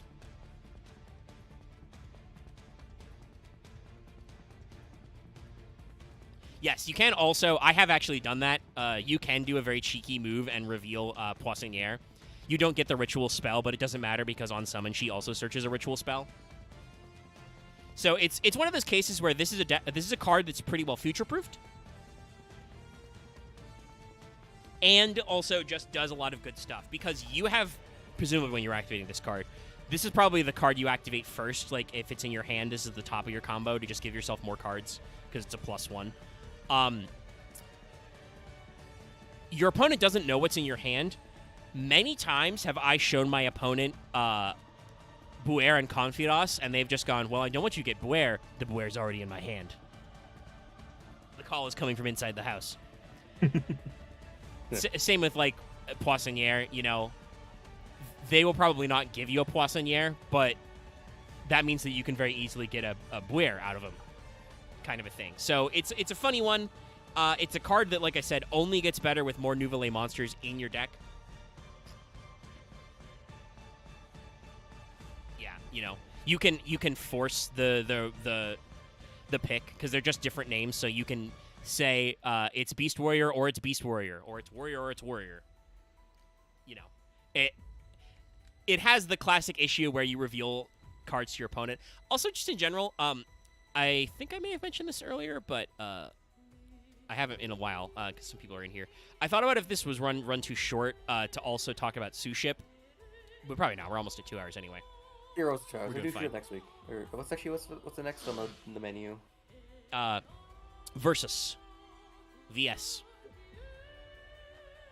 So we're going to talk about fighting games. Actually, let me check. Let me check the calendar. Is it... Actually, no. Next week is going to be whatever our patron poll winner is, because that's the 28th. Which I will go check in a sec. Hold on. More fighting a sneeze. Oh. God, I need to take some allergy meds, I guess. Jesus. Sorry about that. Weather's getting funky. Yeah. It's I had a high wind alert on my computer earlier. Oh, because it's Florida and it's fucking 80 to 90 degrees every day, all of our windows and shit are closed, but that doesn't mean that some stuff doesn't leak in. I was down there just yesterday. It was fucking awful. Yeah, no, it's wild down here. But yeah, so I love that this is a sub-theme with these food-based archetypes because what is it called? Chef's Special or Chef's Choice, the Sous Ship Trap. They have a very similar idea of you show cards to your opponent and they have to pick, and then they pay you. I honestly love the whole thing of after a point Yu-Gi-Oh starts being like, no, we're gonna make it. It's like, no, it's literally you are playing. The deck you're playing represents the phenomena of what you're showing your opponent. So it's like your opponent now has to experience it. It's catch of the day, right? Yeah, for Sous Ship. There's basically showing the menu. Funny one. It's just like no. Also, the daily special, the trap card. Yeah, daily special. Also, I also really like the joke that basically, hypothetically, every opponent basically is playing with 8,000 yen. Mm-hmm. Yeah, no, it's very funny, the LP.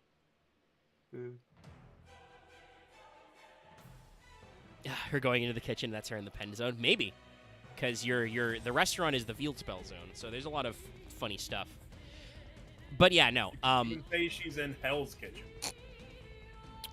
I would say that this Nouvelle is a very interesting case of deck design where Konami has arguably given them everything they need to be functional.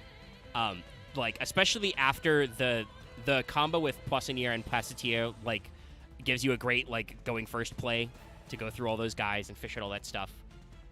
So they have a lot of the tech they need. The primary thing, like I said, is that they still have not fundamentally addressed the attack points issue. They probably need to include a higher level guy. The problem obviously being that, strictly speaking, your combo dead ends at Hungry Burger. So we probably either need to release some more cards that support Hungry Burger or something to make him bigger, or figure out some extra slant rules. Like I said, I would also probably take a, give me a second Pendulum Scale. Give me the Pendulum Scale 1 in the main deck. Look, what we need is a card that gets this Hungry Burger attack 5 times. I mean, honestly, we did the math earlier. If you're playing in an ideal game state, just having Hungry Burger attack twice would probably be good. Because assuming you got Bear Griller, give me the double. Give the double burger. I don't know if they actually did the math like this, but the fact that Bear Grill, Hungry Burger, the 5, and Ritual Weapon is 7,900 is infuriating. Yes. It's not quite enough. And unlike Sous Ship, this does not actually, you don't actually have, a funny haha, pay trick. Your opponent does not pay you life, lose life points, for anything. So, yeah, the deck needs a way to out 3K guys who are not in attack mode. Your opponent makes Invoked Magellanica and sits on him. What do you do? So that is probably the solution. I don't know how exactly you enforce that, but it is one of those things where if this deck were to actually like succeed above a funny little rogue anti-meta strategy, you know, you got to get in there. Oh boy, okay. So just check the Patreon poll. Despite the fact that way more than 5 of you could vote in this poll, the tie remains. So it's Melfi and Galaxy. I haven't voted. What the fuck? I have been gone for 2 weeks. No, I understand, but like I said, keep those polls, like, you're the 6th person. I don't. Usually these get like closer to 10 votes, and I've told y'all, do not leave it at a deadlock. I don't want that. I already voted. Yeah, I know. I'm not talking to you. I'm talking to the chat. There are admittedly only 4 of them right now. We're downsloping, I think, because we're out of cards. But I've gone and broken the tie. Okay, well, let's see what happened, because we had like 30 minutes left. So, okay. Thank you for reminding me of that at that point. Then. Well, hey, that's good news. That means that Galaxy has won. Unless somehow 2 people vote for Melfi in the next 30 minutes. Omega, I am sorry, but I am also not sorry. No, I understand. That's what I want to say. You're not really I'm sorry for the time you have to put into it. You're not really that sorry. You are a little sorry, but you're not that sorry. Oh, what have I done? Oh, have you decided to look up how many Galaxy cards there are? Yeah, there's 73. Don't uncommit. Don't commit, you bitch. Well, we're here now. We're in it. We'll figure it out. Omega, can we also review Invader from Another Dimension? It came up when I looked up Galaxy. Maybe. We'll see. Extraterrestrial monster that came from a distant I will warn you, we are not, other than where they overlap, and I will exercise editors' rights to cut cards that seem more they lean the other way. The name on the poll is Galaxy, so we will not necessarily be also doing Photon and also doing Tachyon. A lot of Photon cards. There will be some overlap. Specifically mentioned Galaxy cards, though. Yeah, there is some overlap we'll talk about. For example, Orbital 7, who places a "You Got It, Boss" counter on itself. Yeah, it's so funny. What the fuck? God. Ironically, he's actually also a searcher, which is ironically. When this card is flipped face up, place 1, "You Got It, Boss!" exclamation point counter on it. Oh, they have the exclamation point. The only other thing I'll say before we get out of here is, assuming it's still up, but there is a funny little web app that's popped up. I don't know if Vesper's been keeping up on the Yu-Gi-Oh content posting.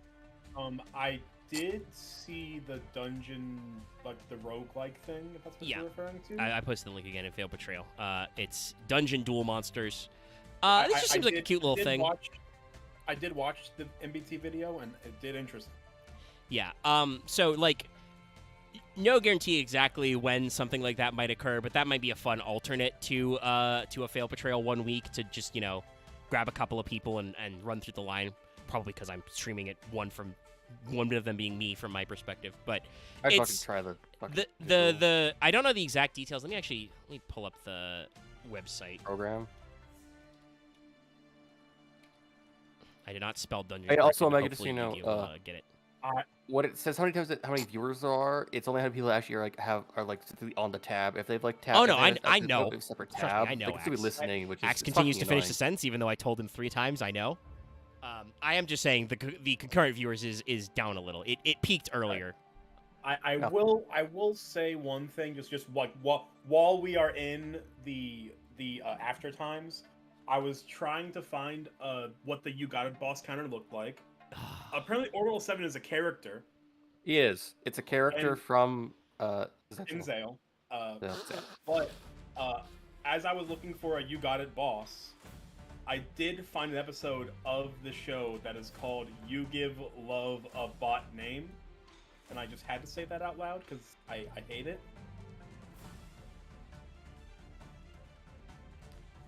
I think this is... Sorry, it is a... Oh, that's like a Discord invite. So it has multiple campaigns and stuff. Yeah, there's a Zexal, a regular one.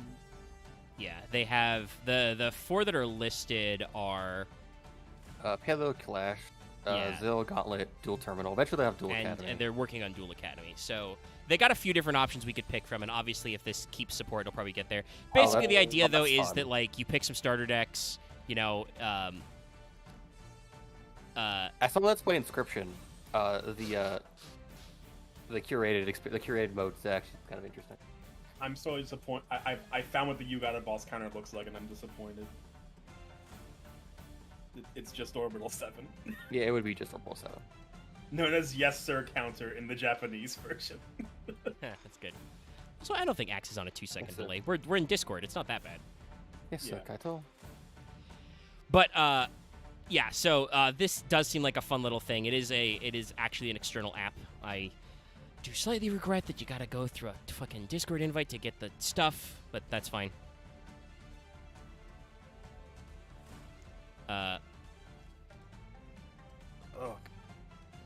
Interesting that it also everybody should make sure they've got a dueling book account that works, because you duel in app, but it like goes through dueling book because it uses that engine basically. It's also probably how it like lets you set up sessions and stuff. I know I have a dueling book account, but good God, it's been ages. Yeah, like I said, this is not going to be something we're going to like rush into suddenly, but it looks like a cute little 1v1 experience to like run through some and try some funny stuff. If you guys haven't seen it, check out MBT and Hardleg's video on it, because like first of all, it's so funny because MBT is like doing his normal level of content creation, and of course Hardleg goes straight goblin mode right out the gate. It only took one try for me to remember my password for dueling book. Hell yeah. Good. I don't know. Right, I'm rich. And like I said, it's not urgent or anything. It's just like I said, that could be a funny one to substitute a week for Fail Betrayal. You think the cubes got any better? I don't actually know if the cubes menu got any better. I still think that you're limited to 3 without premium. I'll double check though. But yeah, we also like have it. You know, it's been several months, but we have some cube stuff in the back that we had a lot of fun trying. Oh yeah, like there's Fail Betrayal is not long for this world, but there is still we'll find something to do on Video Tuesdays. I have I'm good there. Because like we're our next one obviously will be the poll winner, and probably still keep Fail Betrayal at least like once a month as like a poll choice. Just because that seems like a really easy to slam jam everything together. But the next one will be Vanquish Soul VS. And then after Wild Survivors comes Valiant Smashers, which is currently the last deck build pack released. That's Centurion, Memento, and Valmonica. Memento will be fun to talk about, though, because we get to look at old school vanilla cards. And hopefully by the time we get there, but maybe not, because Master Duel is run by people who I suspect may still be going through their stockpile of cocaine from the 80s. Centurion and Valmonica are not in Master Duel yet. Memento is. All of Memento is in Master Duel right now. They dropped that selection pack like last week, I think. So that's going to be funny, but like it's very interesting the positions we're in. There are obviously, like I said, lots of other funny little things to pick up. You know, Suship would be a cute one, and lots of other little bits. But yeah, we have other stuff to think about and to chip away at for now and then, and continue our Yugi experience, if you will. But that means that, you know, we're just under literally before I finish saying the outro, we're gonna hit 2 hours, because that's how linear time works. So we got a good full show. Thanks everybody for tuning in. Like I said, we'll be back for Galaxy next week. You know, get your shoes on for that. Dig in, because we're gonna be here a while. We only have 1, 2, 3, 4, 5, 6, 7, 8, 9, 10, 11, 12, 13, 14, 15. So we've only got like 40 Xyz monsters to talk about. Hope you're ready to see a lot of Xyz monsters. Yeah. Oh, like 20. Okay, I forgot spell and track cards were after Xyz monsters on YGO Pro. It's only like 20. Lots of extra stuff. But we're cooking. We'll be back then. And then after that, like we said, Vanquish Soul, which will be a fun one to talk about aesthetically because they're pretty cool. It's a deck I've also tried. Oh yeah. Vanquish Soul, like regardless of its playability, it's a very fun like it's a very fun mid-range deck that just has an incredible aesthetic. Yeah, it's great. And it's the kind of thing that like this is why we like the Yu-Gi-Oh, because it can come out with in the exact same set can come out with hey, heckin' huge dinosaurs. What if Demon Chef, and then also, hey, we just made an archetype that's just Guilty Gear. The Wheel of Fate is turning. You know, you guys, you know, played like Marvel vs. Capcom, right? We just made that a Yu-Gi-Oh archetype. Yeah, no, I remember a few weeks ago looking through Vanquish Soul's trivia, and it's just like, yeah, this guy's a grappler. But I don't. What do you want us to tell you? It's Zangief. Like you've seen the Zangief. You know what this guy is. You know what this guy's about. But that'll probably be it for the Stram. Make sure you're liking and commenting and subscribing. Have a fun time. And we'll be back next week. Also, I'll be back tomorrow for more Final Fantasy XIV. Good night, everybody. Woo-hoo.